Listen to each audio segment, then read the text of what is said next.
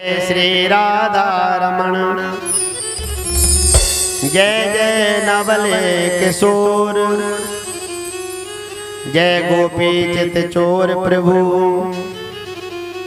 जय जय माखन चोर। आइए हम सभी भगवान के शरण में चलते हुए पावन आनंद लेते हुए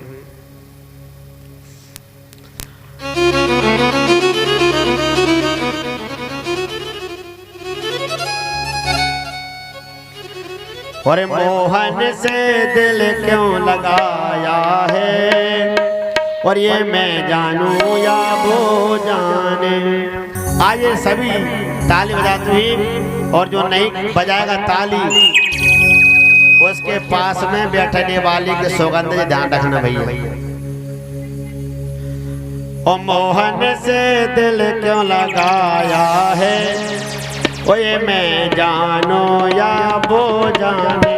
मोहन से दिल क्यों लगाया है ये मैं जानूं या वो जाने। मोहन से दिल क्यों लगाया है ये मैं जानूं या वो जाने। ये मैं जानूं या वो जाने ये मैं जानूं या वो जाने। छलिया से दिल क्यों लगाया है ये मैं जानूं या वो जाने। मोहन से दिल क्यों लगाया है या मैं जानूं या वो जाने।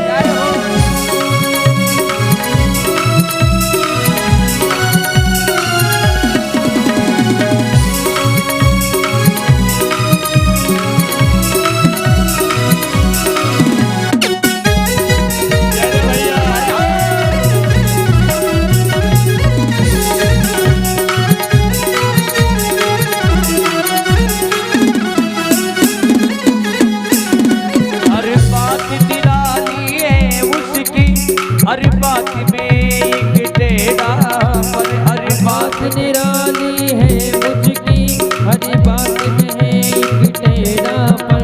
हर बात निराली है उसकी हर बात में है एक टेढ़ापन। हर बात निराली है उसकी हर बात में है एक टेढ़ापन। हर बात में है एक टेढ़ापन।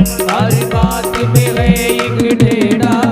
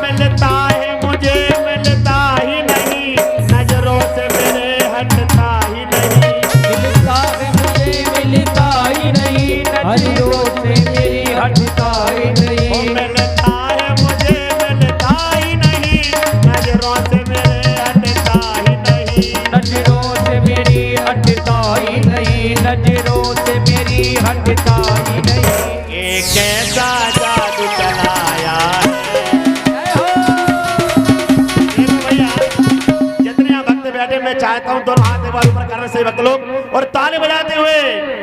हो मैंने क्या खोया क्या पाया है, ये मैं जानूं या वो जाने। कैसा जादू चलाया है, ये मैं जानूं या वो जाने। मोहन से दिल को लगाया है, ये मैं जानूं या वो जाने। मोहन से दिल को लगाया है, ये मैं जानूं या वो जाने।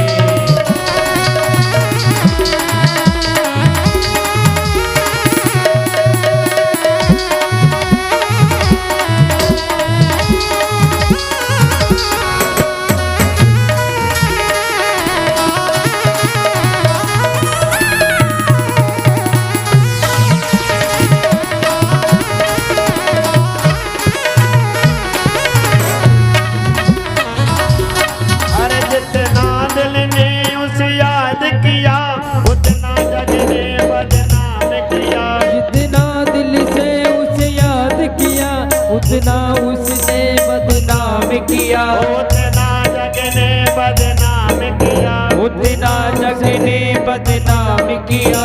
बदनामी का फल क्या पाया है, जय हो। ओ बदनामी का फल क्या पाया है, ये मैं जानूं या वो जाने। ओ बदनाम का फल क्या पाया है, ये मैं जानूं या वो जाने। मोहन से दिल क्यों लगाया है, ये मैं जानूं या वो जाने। मोहन से दिल क्यों लगाया है, ये मैं जानूं या वो जाने। हीरा रे हीरा रे।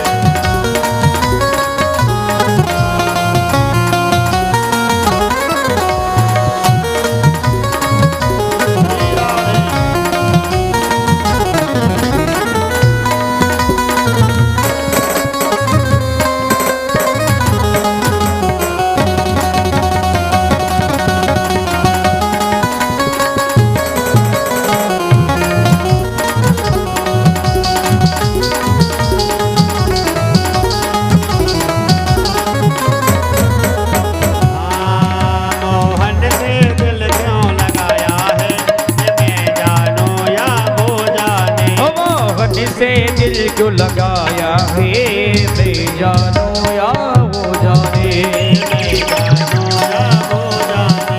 ये मैं जानूं या वो जाने। मैं जानूं या वो जाने। ये मैं जानूं या वो जाने।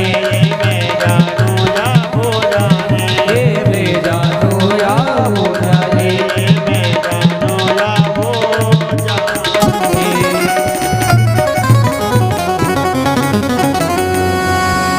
बोलिए बांके बिहारी लाल की, भागवत महापुराण की जय जय श्री राधे, श्री राधे, जय जय श्री राधे।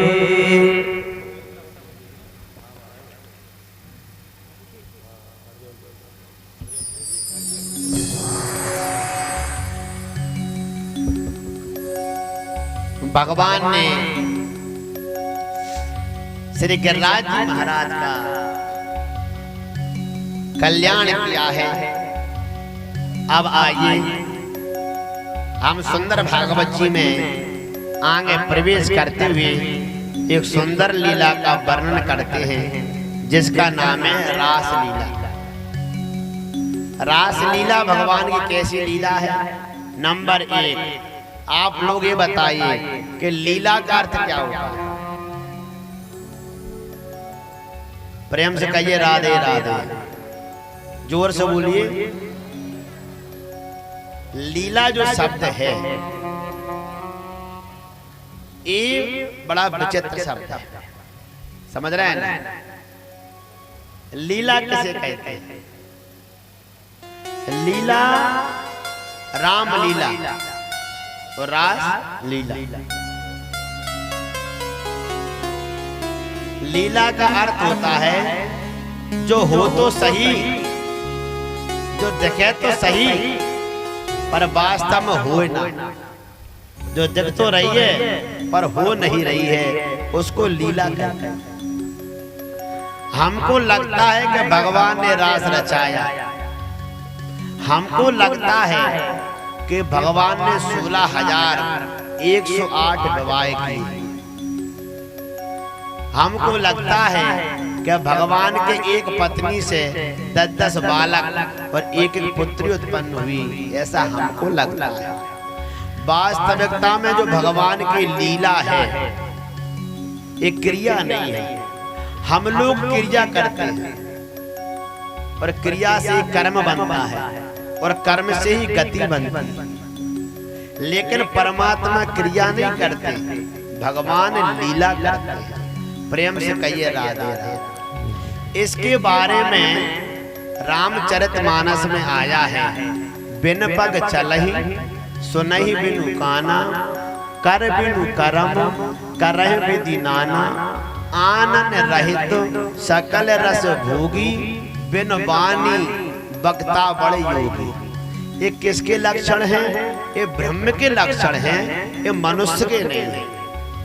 बिन पग चले, भगवान बिना पैरों के चलते हैं, हम चल सकते हैं क्या?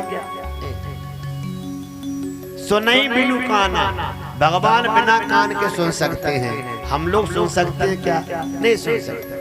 कर बिनु कर्म, भगवान बिना हाथों के सारे कर्म कर सकते हैं, हम नहीं कर सकते।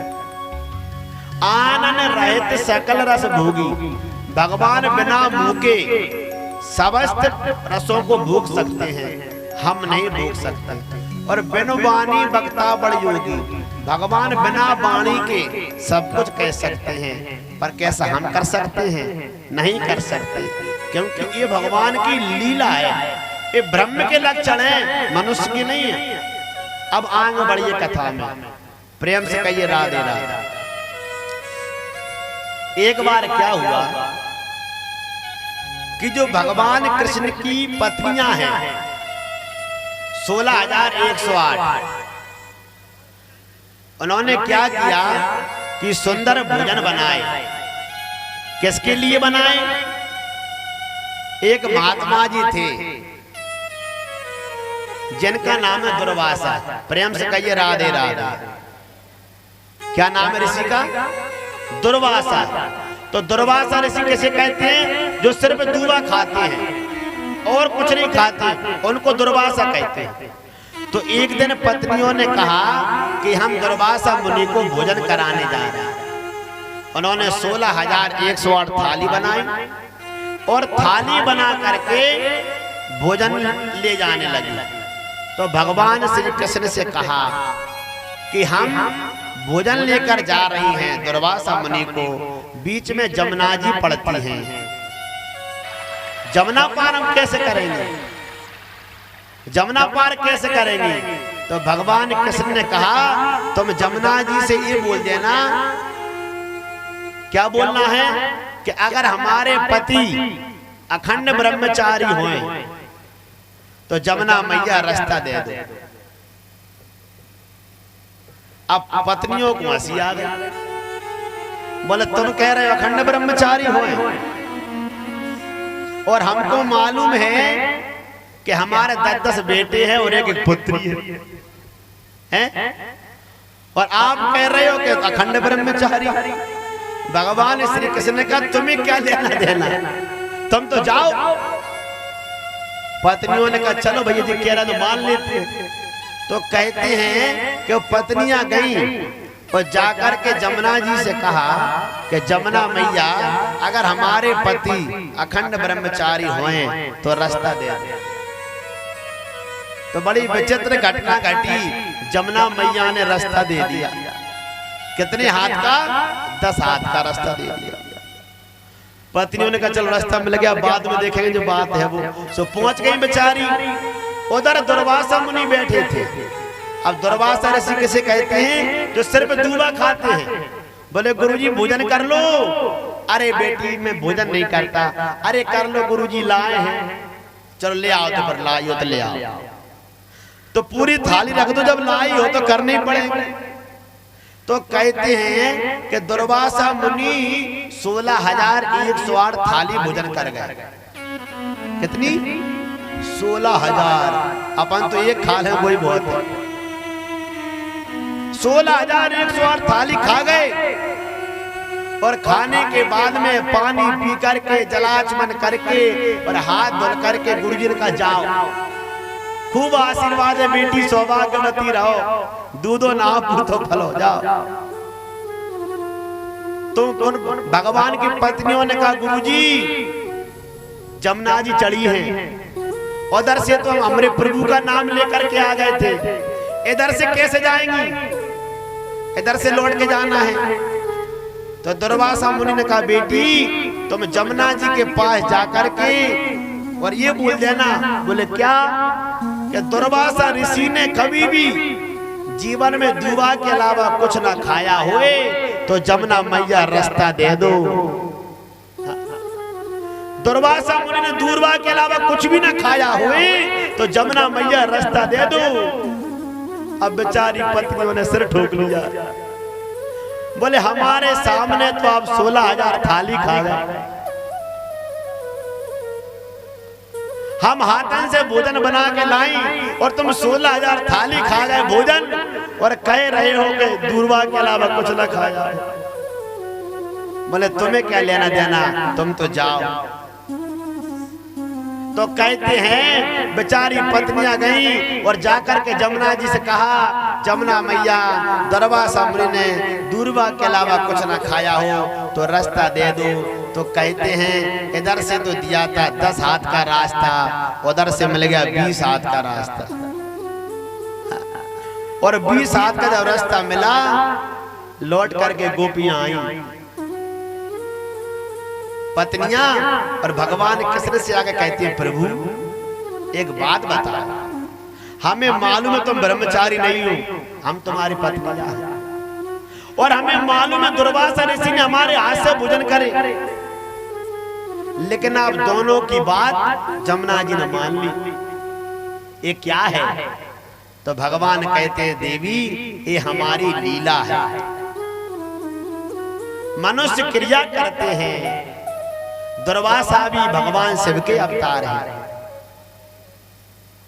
और मैं भी ब्रह्म का अवतार हूं, हम क्रिया नहीं करते, तुमको लगता है कि तुम्हारी संतान है लेकिन वास्तव में ब्रह्मचारी हूं, और तुमको लगा कि दुर्वासा ऋषि खा गए लेकिन वास्तव में उन्होंने कुछ भी नहीं खाया। प्रेम से कहिए राधे राधे, जोर से बोल दो राधे राधे। और पत्नियों ने आकर के बात कही, एक एत ठगिया एक ओत ठगिया, और ठगिया ने 20 बचत एक ठगनी, और जो बात कहते हैं ठगिया 100 साख भरत है ठगनी। आकर कहा एक ठगिया, पत्नियां कहती एक तो आप ठग हो, एक ओत ठगिया माने दुर्वासा ऋषि ठग है, और ठगिया ने 20 बचे एक ठगनी, एक आप दोनों के बीच में एक ठगनी रहती है, वो ठगनी कौन है? जमुना जी।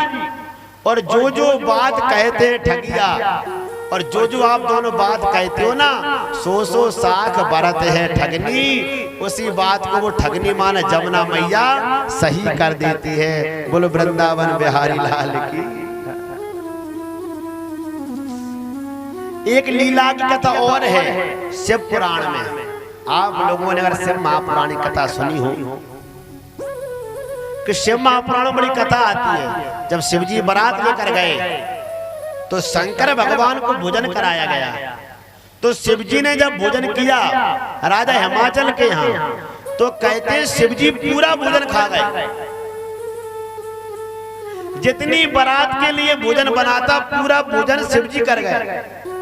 राजा हिमाचल कहने लगे नारद जी से कि भंडार में कुछ भी नहीं बचा, बारातियों को क्या खिलाएंगे, सब भोलेनाथ खा गए। नारद जी ने कहा सुनो, शंकर भगवान ने कुछ नहीं खाया और न उनका पेट भरेगा, वो तो खाते ही रहेंगे। बोले तुम तो जाओ और पार्वती को बुला करके लाओ, और पार्वती जी आएंगी, और जब तक पार्वती जी शिव जी को भोजन नहीं कराएंगी तब तक भोलेनाथ का पेट नहीं भरेगा। नारद जी गए, पार्वती मैया को बुला करके लाए, और जैसे पार्वती माँ ने एक निवाला एक ग्रास शिवजी को खिलाया, तुरंत शिवजी का पेट भर गया। हिमाचल ने आकर कहा प्रभु भंडार खाली हो गया। शंकर भगवान ने कहा हमने तुम्हारा कुछ नहीं खाया, जो पार्वती ने खिलाया बस वही खाया है। जाओ तुम्हारे भंडार वैसे के वैसे भरे पड़े हैं। हिमाचल गया तो सारी रसोई वैसी की वैसी भरी पड़ी थी महाराज। ये क्या है? ये लीला है। कर तुम अकर तुम अन्यथा कर तुम समर्थ ईश्वरा। ये ईश्वर शब्द की व्याख्या है। ईश्वर किसे कहते हैं? जो करने के बाद भी कुछ भी ना करे और कुछ भी ना करने के बाद सब कुछ करे, उसको ईश्वर कहते हैं, उसको भगवान कहते हैं, उसको ब्रह्म कहते हैं। प्रेम से कहिए राधे राधे। लौट अब लौट करके आइए रासलीला में, क्योंकि रास की कथा सुनाए आपको और आपको लीला शब्द ना बताएं तो आपको कथा समझ में नहीं आएगी, वो सिर के ऊपर से निकल जाएगी। रास का मतलब क्या होता है? रसो बई सहा। हमारी कथा में आदि जनता सोती है और आदि कथा सुनती है। कथा कौन सुनेंगे? जिन्होंने कम से कम 100 भागवत सुन ली होगी, उनको हमारी भागवत समझ में आएगी। जो चुटकुला सुनने के लिए बैठे हैं उनको सिर्फ नींद ही आएगी, कथा समझ में नहीं आएगी। क्योंकि हम सिर्फ मूल भागवत कहते हैं, क्योंकि देवताओं के निमित्त कथा है, पितरों के निमित्त कथा है। अगर इधर उधर की ज्यादा बात करेंगे तो देवताओं की आत्मा को शांति नहीं मिलती, क्योंकि भागवत में भागवत ही सुनाना चाहिए। एक आध भजन गा दो, एक आध दृष्टांत दे दो आप लोगों के मनोरंजन के लिए, लेकिन हमारा प्रयास तो एक ही रहता है कि 3-4 घंटे का समय है तो व्यर्थ की बात ना की जाए, सिर्फ भागवत ही पढ़ी जाए, तभी देवताओं की भी तृप्ति होती है और आप लोगों के लिए भी सही फल मिलता है। प्रेम से कहिए राधे, जोर से बोलिए। रसो बैसा जो रास है ये भगवान श्री कृष्ण की अलौकिक लीला है। अलौकिक लीला कैसी है कि जो गोपियां हैं, ये गोपियां हैं बड़े बड़े ऋषि महात्मा मुनि, इन सभी ने भगवान की बड़ी तपस्या की तो भगवान श्री कृष्ण प्रसन्न हुए और महात्माओं ने वरदान मांगा कि प्रभु हम आपसे एक ही वरदान चाहते हैं। बोले क्या? कि हम अगले जन्म में गोपी बने और गोपी बन करके हम आपके संग में रास रचा दें। रास का मतलब होता है नृत्य करना। भगवान जिसके संग नृत्य करें वो मनुष्य कितना बड़ा भाग्यवान होगा। भगवान जिसके पास भी बैठ जाएं, अपने पास तो अगर नरेंद्र मोदी जी बैठ जाए ना तो भी अपन खुश हो जाएंगे। अरे वाह, प्रधानमंत्री जी के संग फोटो। वो तो सिर्फ भारत के मुखिया हैं, पूरे विश्व के नहीं है, पूरे राष्ट्र के नहीं है, अकेले भारत के बस, तो भी अपन खुश हो जाएंगे। तो जो परमात्मा पूरे ब्रह्मांड का मालिक है, रोम रोम प्रति लागे कोटि कोटि ब्रह्मांड, जो परमात्मा सूर्य को चला रहा है, चंद्रमा को चला रहा है, पृथ्वी को चला रहा है, हमारे सबके भीतर बैठा हुआ है। उस ब्रह्म के साथ में रास रचना कोई छोटी मोटी जीव जंतु है क्या जो उनके संग नाच रहे हैं? आजकल लोग फिल्मों का नाम रख देते हैं रामलीला। हिंदू लोग देखने जाते हैं, मर जाओ, तुम्हारी फिल्मों का नाम रामलीला, एक्टर का नाम राम, बेकार औरत का नाम लीला। तुम लोग देख रहे हो, कोई बोलता नहीं है। इसलिए संस्कृतियों का पतन होता है, इसलिए संस्कृति मिट जाती है। प्रेम से कहिए राधे राधे। ब्रह्म के साथ नाचना, परमात्मा के साथ नाचना कोई छोटी मोटी चीज है क्या? कहते हैं जब रास प्रारंभ हुआ तो भगवान ने अपनी मुरली बजाई। भगवान पिता रात्रि शरदोत फुल्ल मल्लिका वीक्षरत तुम मनश्चक्रे योग मायामुपाश्रितः। सुखदेव जी कहते हैं राजन परीक्षित सुनो, भगवान ने अपनी मुरली को उठाई और भगवान ने मुरली को बजाया। आपको मालूम है भगवान के पास कितनी मुरली है? भगवान के पास है 5 मुरली।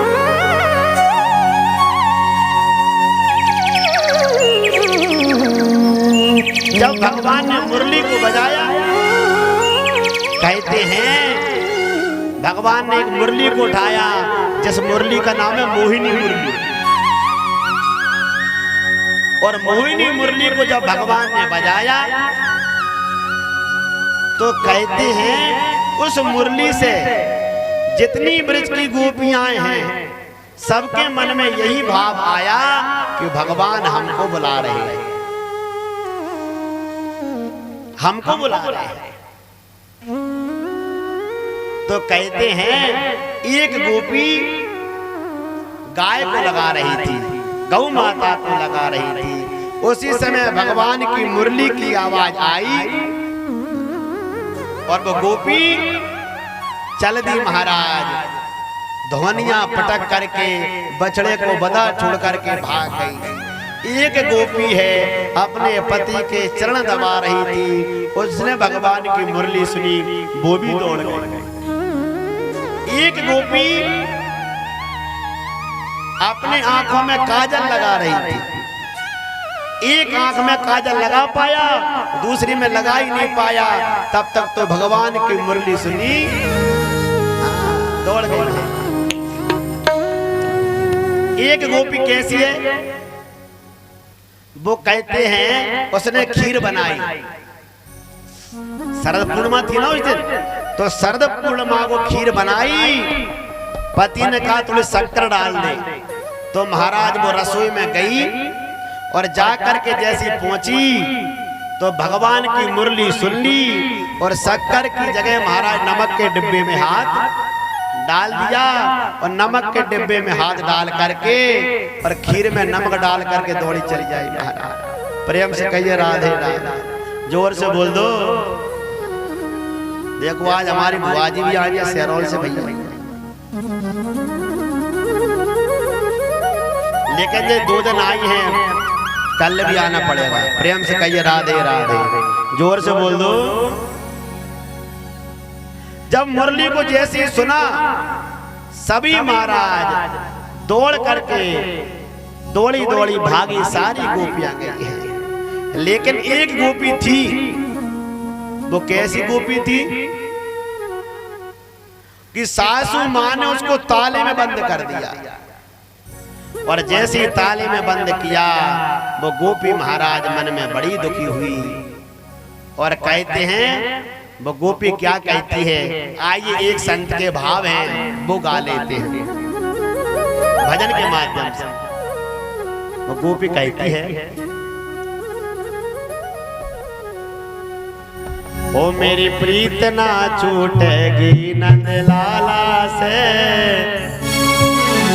गोपी का भाव है, ओ मेरी प्रीत ना छूटेगी नंद लाला से, मेरी प्रीत ना छूटेगी नंद लाला से, ओ मेरी प्रीत ना छूटेगी नंद लाला से, मेरी प्रीत ना छूटेगी नंद लाला से, ओ मेरी प्रीत ना छूटेगी नंद लाला से, ओ नंद लाला से मुरली वाला से, ओ नंद लाला से मुरली वाला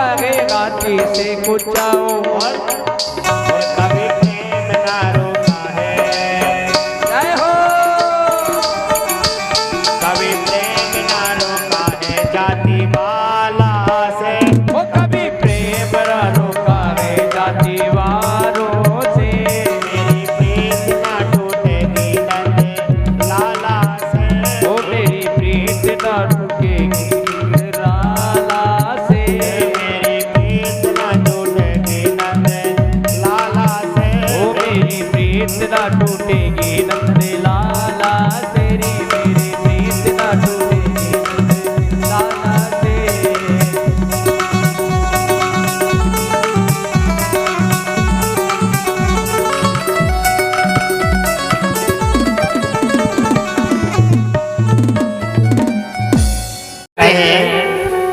उस गोपी ने भगवान का बड़ा चिंतन किया और कहते हैं सब गोपियों से पहले जाकर के वो गोपी भगवान से मिल गई महाराज।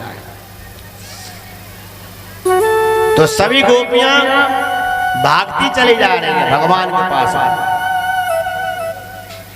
निसम्य गीतम तदनंग वर्धनम ब्रजस्त्रिया कृष्ण गृहीत मानसा आजगमुरन्योन्य मलक्षकोद्यमा सायत्र कांता जवलोल कुंडला। कहते सारी की सारी गोपियां भगवान के पास में पहुंची है। भगवान ने जाकर के उनका बड़ा स्वागत किया। जब पहुंच गई तो भगवान ने कहा स्वागतम वो महाभागा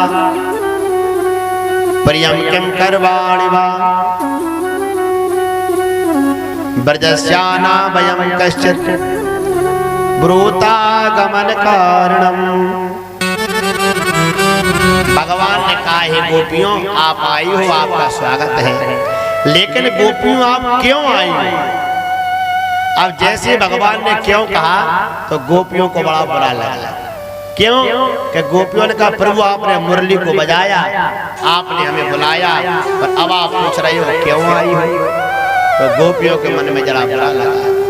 और भगवान ने कहा कि हे गोपियों सुनो, रजन्नेसा घोर रूपा घोर सत्वन सेविता प्रतियाते ब्रजमनेह स्त्रियम स्त्री भी सुमध्यमा मात्रा पितरा पुत्रा भ्रातरा पत्यश्च वः विचरन्ति हि पश्यन्तो मां कृत्यं बन्धु साधवम्।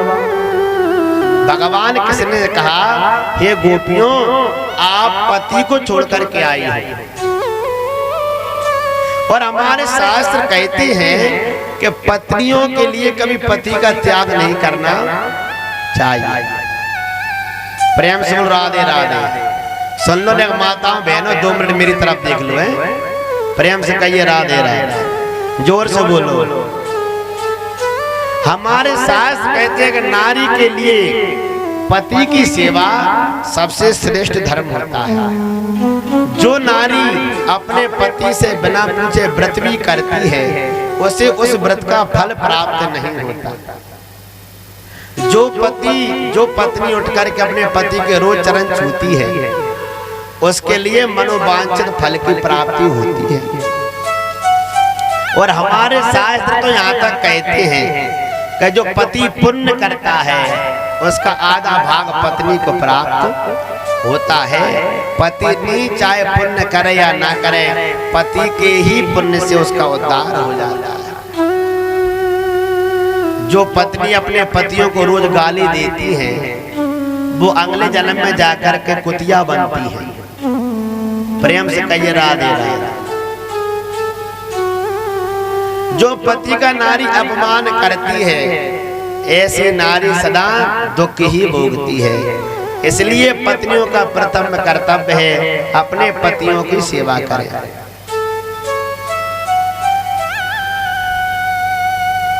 नारी धनम पति और न दूजा। नारियों के लिए सबसे बड़ा धर्म उनका पति है, पति ही उनका सर्वस्व है। एक बात मैं माताओं बहनों से और कहना चाहता हूँ, क्योंकि ये कथा YouTube पर भी लाइव चल रही है, फेसबुक पर बहुत लोग देख रहे हैं। आप लोग भी ब्रजभूषण महाराज के नाम से मोबाइल में, फेसबुक और YouTube पर इस कथा को सुन सकते हैं कि जब पति भोजन करने आए तब माताओं को चाहिए कि पति से कुछ भी ना खाए। क्योंकि कुछ माताएं ऐसी रहती हैं कि पति का इंतजार करके बैठी रहती है। तुम्हारी सास ने एक, तुम्हारी मम्मी ने एक कहा, तुम्हारे पिता ने ये कहा, तुम्हारे भाई ने ये कहा, अपन कब न्यारे होंगे, अपन कब अलग होंगे, कब तक और संग में रहना पड़ेगा। तो पति कहता चिंता मत कर, बस 4-6 महीने और रुक जाओ। पति को ये कहना चाहिए कि तू और मैं इनमें इकट्ठे ही मरेंगे। तो फिर पत्नी कुछ नहीं कहे, प्रेम से कहिए राधे राधे, जोर से बोल राधे राधे। और पत्नियों को भी यही कहना चाहिए, हम तो एक साथ ही रहे। तो मुझे लगता है गाड़ी ठीक ठाक चलती रहेगी, नहीं तो परिवार बिखरने में टाइम, इकट्ठे होने में टाइम बहुत लगता है, टूटने में टाइम नहीं लगता। प्रेम जुड़ने में टाइम लगता है, तोड़ने में क्या रखा है, अभी तोड़ लो आप तो। रही मन धागा प्रेम का, मत तोड़ो चढ़काए, टूटे से पर ना जुड़े, जुड़त गांठ पड़ जाए। प्रेम का धागा है परिवार में, बस नात किसके, प्रेम की। प्रेम है तो अपन रिश्तेदारी में टाइम से जाते हैं, टाइम से आते हैं, पहुंचते भी हैं। जब प्रेम नहीं है तो कौन आएगा। इसलिए सबसे बड़ा धर्म है बोले पति से ही प्रेम करना चाहिए। गोपियों ने पूछा अगर पति भगवान का भजन न करता हो तो भगवान ने कहा उसको छोड़ दो, ऐसे पति का त्याग कर दो जो भगवान से प्रेम न करता। आप सबको मालूम होगा कि मीराबाई ने तुलसीदास जी को पत्र लिखा। क्यों? क्योंकि मीराबाई के जो पति है ना वो भगवान का भजन नहीं करने देते, और मीराबाई तो बड़ी पतिव्रता है। तो मीराबाई ने पत्र लिखा और तुलसीदास जी से पूछा मैं क्या करूं, पति मुझे भगवान का भजन नहीं करने देता, ना मैं भगवान के बिना रह सकती, और अगर पति को छोड़ती हूँ तो जगत की मर्यादा भंग होती है, मेरा मार्गदर्शन करिए। तो कहते हैं तुलसीदास जी ने बड़ी बात कही। तुलसीदास जी ने लिखा जिनके प्रिय न राम वैदेही, तजिए कोटि ताहि बेरी सब, यद्यपि परम स्नेही। तुलसीदास लिखते हैं जो सीता राम से प्रेम न करता हो उसको छोड़ दो, चाहे वो अपना कितना ही प्रेमी क्यों ना हो। उदाहरण दिए तजो पिता प्रहलाद, विभीषण बंधु भरत महतारी, गुरु बलि तजो कंत ब्रज बनितन, भय बुध मंगलकारी, जिनके प्रिय न राम वैदेही। उन्होंने लिखा तजो पिता प्रहलाद, प्रहलाद ने अपने पिता को त्याग दिया। विभीषण बंधु, विभीषण ने अपने भाई रावण को त्याग दिया। भरत महतारी, भरत ने अपनी माँ को भी त्याग दिया, क्योंकि माँ का कोई त्याग नहीं करता। लेकिन ऐसी माँ किस काम की जो परमात्मा को दुख दे, परमात्मा से दूर कर दे। ऐसी माँ से तो बिना माँ के रहना ही अच्छा है। भरत महतारी, भरत ने तेरी माँ को त्याग दिया, और क्या कहा था भरत जी ने, जली है न जीव परे नहीं कीरा, बर मांगत तोहे भई न पीरा।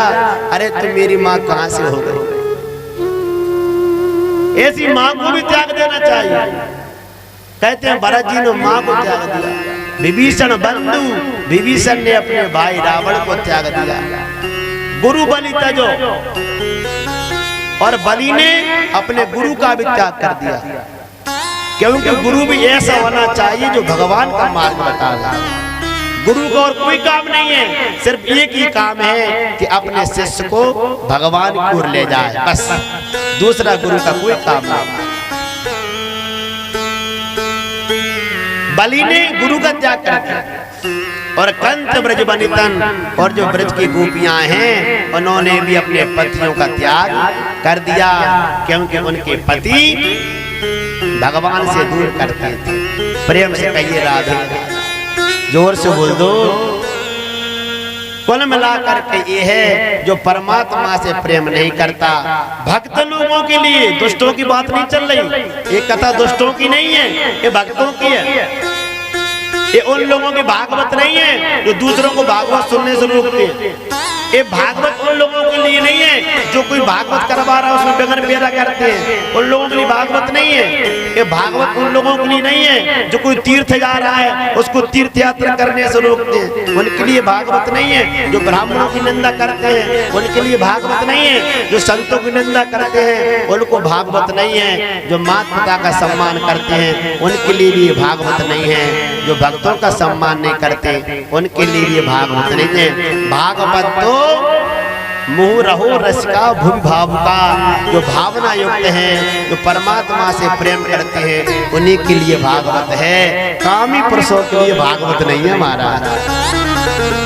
ये भागवत तो ज्ञानियों के लिए है, भक्तजनों के। जब भगवान ने जब ज्ञान दिया गोपियों को, उनके नेत्र खुल गए। तो भगवान से कहा हम आपसे रास रचाने के लिए आए हैं। तो कहते हैं भगवान रास रचाने लगे, और जैसे ही भगवान ने रास रचाना प्रारंभ किया तो गोपियों को अहंकार आ गया, अभिमान आ गया। हम तो बड़ी सुंदर हैं, हम तो बड़ी खूबसूरत हैं, हमारे बिना भगवान रास नहीं रचा सकते। भगवान ने कहा जब तक मन में अभिमान है तब तक मैं प्राप्त किसी को नहीं हो सकता। तो भगवान गायब हो गए, और जैसे भगवान वहां से गए हैं बेचारी सारे के सारे गोपियां रोने लगी, जिसको हम गोपी गीत कहते हैं। जब गोपी गीत को गोपियों ने गाया है तब भगवान प्रकट हुए हैं। और जैसे भगवान प्रकट भये तो गोपियों ने पूछा भगवान आप कहाँ चले गए थे? बोले मैं गया कहीं नहीं था, तुम्हारे अभिमान के पर्दे में दुख गया था, तुम्हारे अभिमान के पर्दे में मैं छिप गया था। तो जैसे भगवान प्रकट हुए हैं सब गोपियां बड़ी प्रसन्न भई हैं। और सुंदर महाराज अब रास प्रारंभ हो रहा है। बोलिए रास बिहारी भगवान की।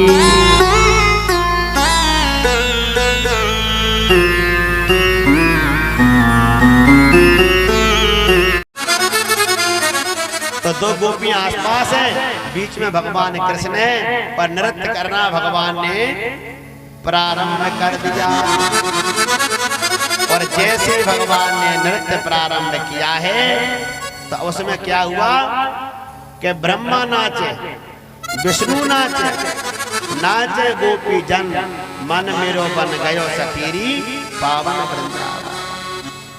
रास में सूर्य नच रहे हैं, चंद्रमा नच रहे हैं, ब्रह्मा जी नच रहे हैं, शंकर जी नच रहे हैं, पृथ्वी नाच रही है, प्रकृति नाच रही है। और आपसे एक बात और कह दें, उस समय के लिए पूरा जो ब्रह्मांड है ना वो स्थिर हो गया। जो घड़ी चलती है ना हमारी, एक घड़ी का टाइम रुक गया, टोटली बंद।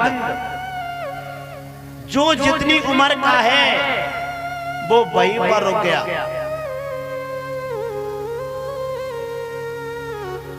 सब रुक गए एकदम, पूरा ब्रह्मांड भगवान ने रोक दिया। क्यों रुक गए सब? कि किसी को ध्यान ही नहीं रहा।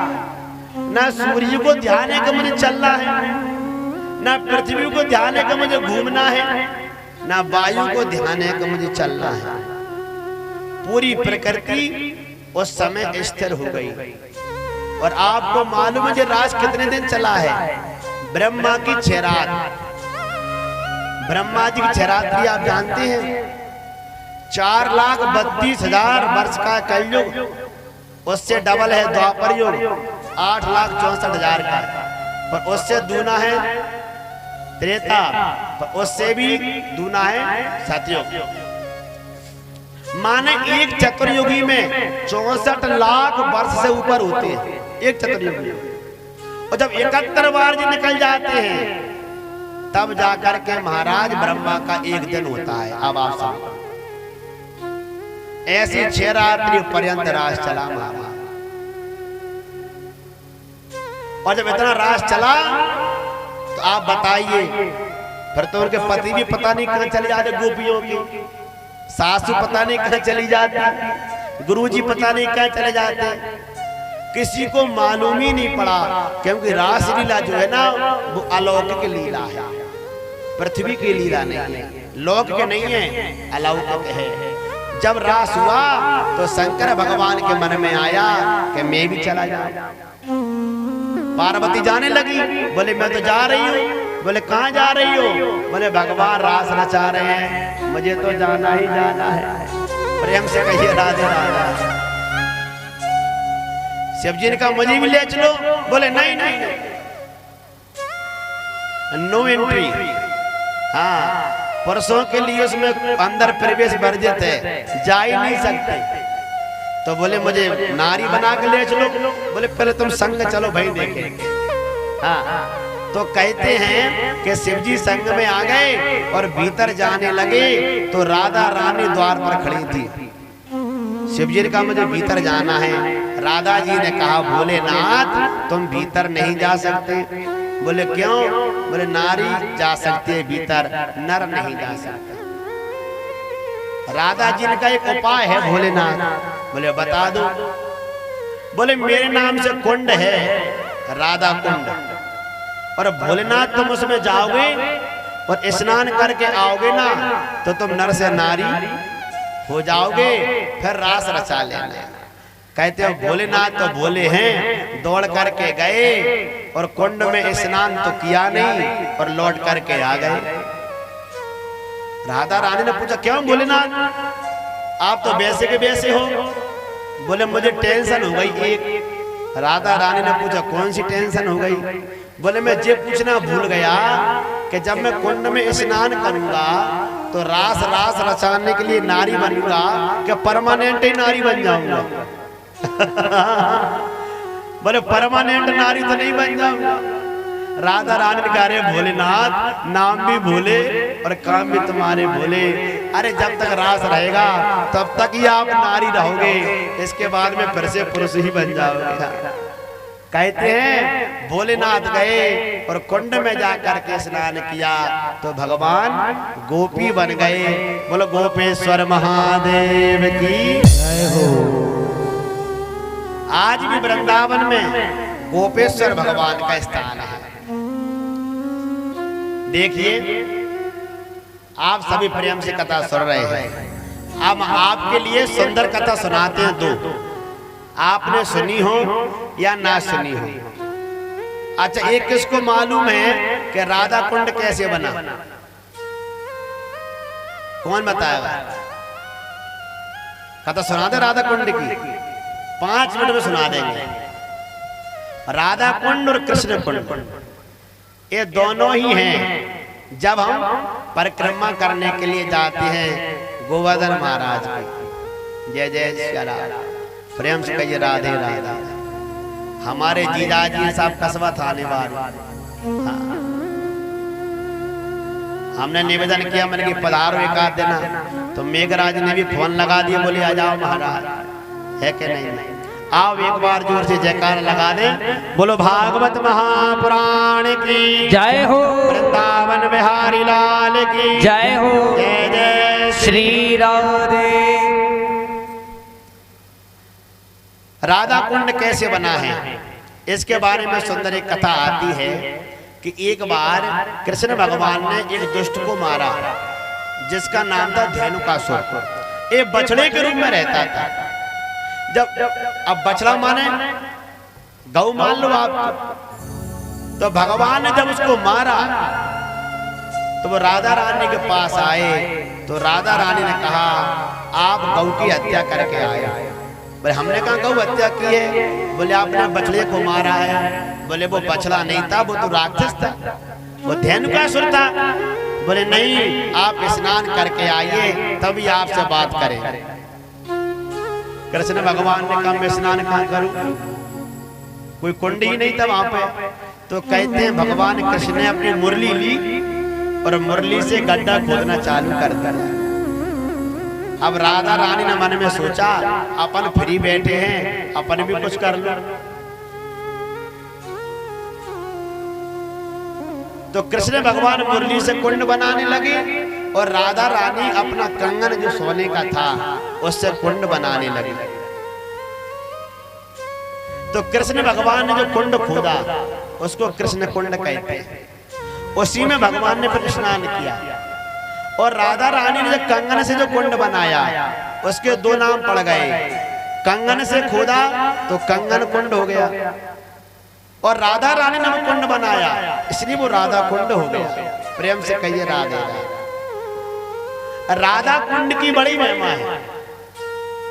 जिनके पुत्र नहीं होता, जिनके संतान नहीं होती, तो अहोई अष्टमी पड़ती है। अगर उसमें कोई जाकर के स्नान करता उस कुंड में, उसके 100% पुत्र होता है। ब्रज में कहते हैं राधा कुंड नहाई, पुत्र रतन धन पाई। जरूर जाकर के अहोई अष्टमी के दिन अवश्य स्नान करना चाहिए उस कुंड में। प्रेम से कहिए राधे राधा, जोर से बोल दो। कहते हैं भगवान ने सुंदर महाराज राज प्रारंभ किया। अब शिव जी आए हैं, तो आइए सुंदर सभी राज की ओर चलते हैं प्रेम के साथ। और एक दिन वो भोले भंडारी, जय हो।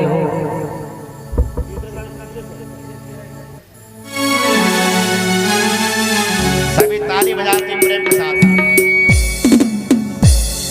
और एक दिन वो भोले भंडारी और बन के सुंदर नारी वृंदावन आ गए हैं, वृंदावन आ गए हैं। ओ एक दिन वो भोले भंडारी बन के सुंदर नारी वृंदावन आ गए हैं, वृंदावन आ गए हैं। पार्वती जी मनाते हारी, पार्वती जी मनाते हारी, त्रिपुरारी वृंदावन आ गए हैं, वृंदावन आ गए हैं।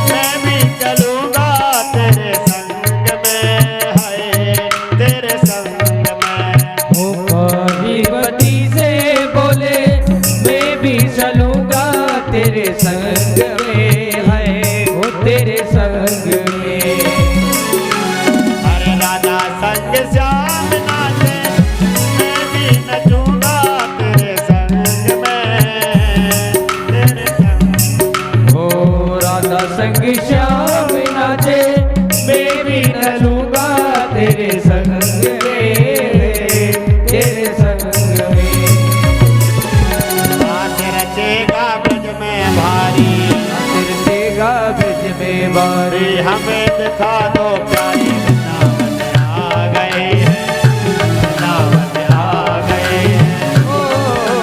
रास रचेगा ब्रज में बारी, हमें दिखा दो प्यारी वृंदावन आ गए हैं, वृंदावन आ गए हैं। एक दिन वो बोले भंडारी बनकर ब्रज की नारी, वृंदावन आ गए हैं, वृंदावन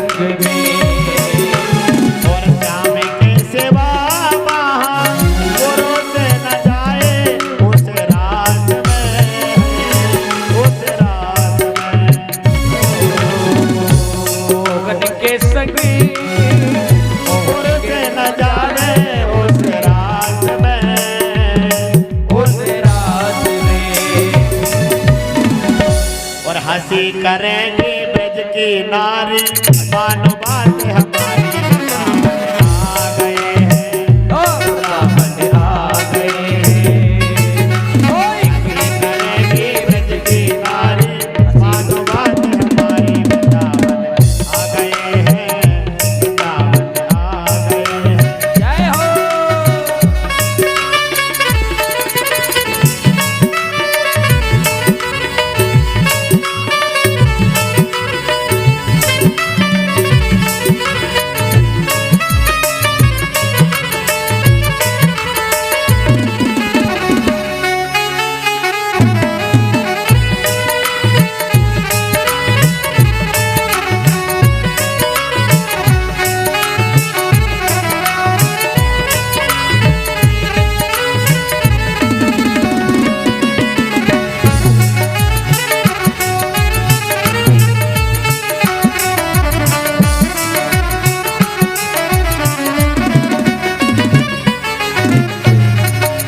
और देखा जब मोहन ने समझ गए वो सारी बात को सारी बात को। ओ देखा जब मोहन ने समझ गए वो सारी बात को, सारी बात को। ऐसे बजाई बंसी खुद खुद भूले भोलेनाथ हो भोलेनाथ हो। ऐसी बजाई बंसी सुध बुध भूले भोलेनाथ ने, हाय भोलेनाथ ने।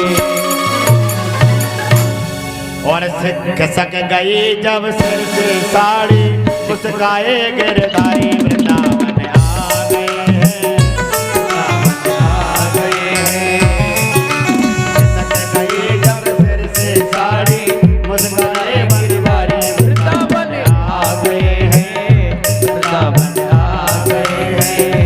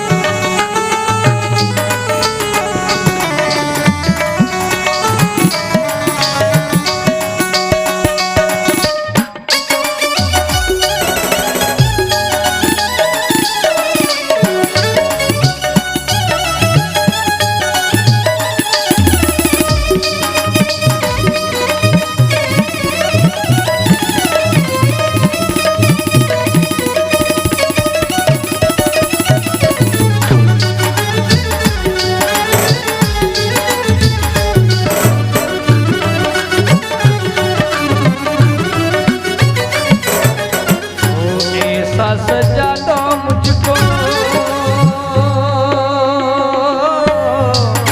कोई न जाने इस राज को। मैं हूँ सहेली तेरी, ऐसा बताना ब्रिजराज को, ओ ब्रिजराज को। अरे लगा चिमनिया पे साड़ी, लगा चिमनिया पे साड़ी, चाल चले मत वाले वृंदावन आ गए, वृंदावन आ गए। कुछ वो बोले भंडारी बन करके कुछ नारी वृंदावन आ